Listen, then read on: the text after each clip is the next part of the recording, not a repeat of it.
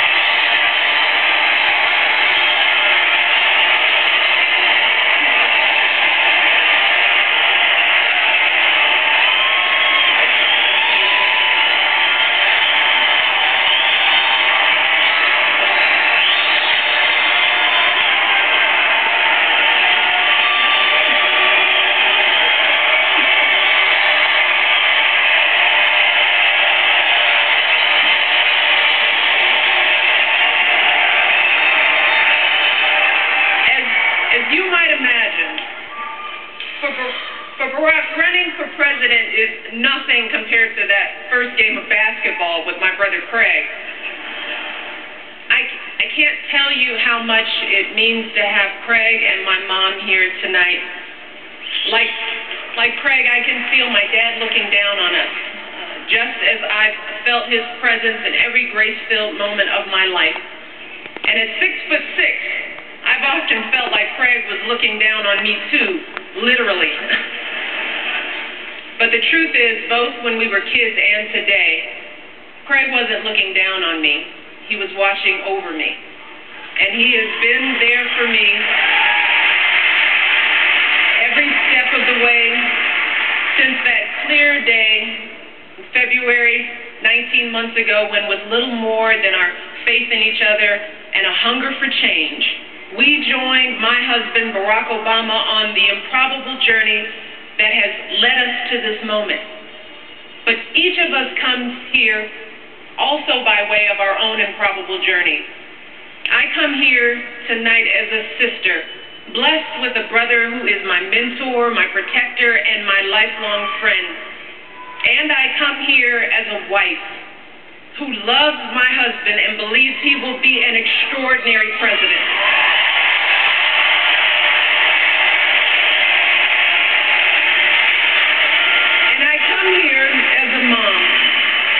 As a mom whose girls are the heart of my heart and the center of my world.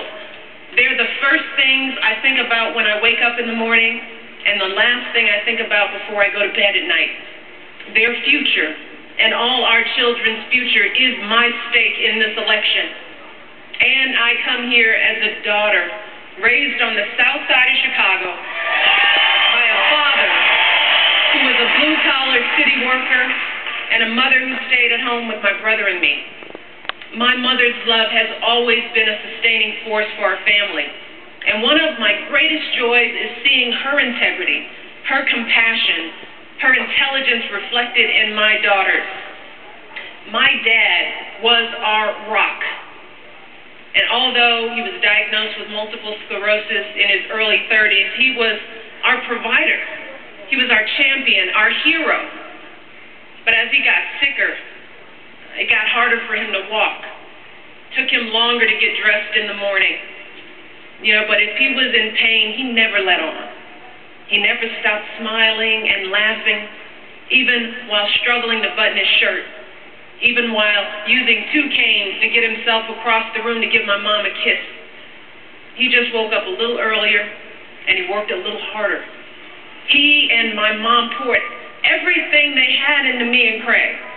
It was the greatest gift a child could receive, never doubting for a single minute that you're loved and cherished and have a place in this world. And thanks to their faith and their hard work, we both were able to go to college. So I know firsthand from their lives and mine that the American dream endures. And what first met Barack was that even though he had this funny name, and even though he had grown up all the way across the continent in Hawaii, his family was so much like mine. He was raised by grandparents who were working class folks just like my parents, and by a single mother who struggled to pay the bills just like we did. And like my family, they scrimped and saved so that he could have opportunities that they never had for themselves. And Barack and I were raised with so many of the same values, like you work hard for what you want in life, that your word is your bond, that you do what you say you're going to do, that you treat people with dignity and respect, even if you don't know them and even if you don't agree with them. And Barack and I set out to build lives guided by these values and to pass them on to the next generation, because we want our children and all children in this nation to know that the only limit to the height of your achievements is the reach of your dreams and your willingness to work hard for them. And as our friendship grew, and I learned more about Barack, he introduced me to the work that he'd done when he first moved to Chicago after college. You see, instead of going to Wall Street, Barack went to work in neighborhoods that had been devastated by the closing of steel plants. Jobs dried up, and Barack was invited back to speak to people from those neighborhoods about how to rebuild their community. And the people gathered there together that day were ordinary folks doing the best they could to build a good life. See, there were parents trying to get by from paycheck to paycheck, grandparents trying to get it together on a fixed income, men frustrated that they couldn't support their families after jobs had disappeared. You see, those folks weren't asking for a handout or a shortcut. See, they were ready to work. They wanted to contribute. They believed, like you and I believe, that America should be a place where you can make it if you try.